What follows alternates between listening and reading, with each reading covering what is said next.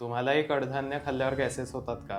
मग कुठल्या प्रकारे बनवली की गॅसेस होणार नाहीत आणि कुठली कडधान्य रोज खाणं सुटेबल असतं?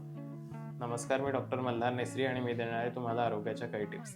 तर कडधान्य ही जी द्विदल ज्याला म्हणलेलं आहे की ज्याचे दोन भाग होतात बियांचे, ह्या सगळेच बिया या वातुळ असतात, म्हणजे वात वाढवणाऱ्या असतात. ह्याच्यातला एक अपवाद म्हणजे उडीद जो आहे तो फक्त वातशामक आहे, पण तो पचायला खूप जड असल्यामुळे त्याच्यामुळे लोकांना गॅसेस होतात.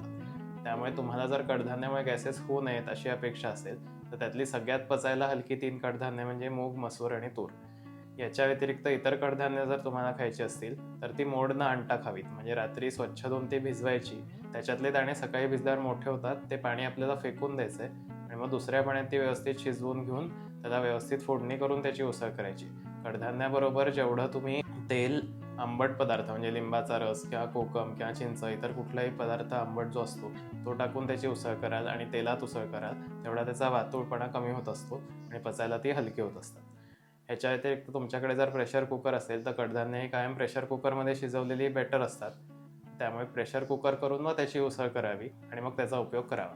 अशाच आरोग्याच्या टिप्ससाठी फॉलो करा मेधामृत आयुर्वेद.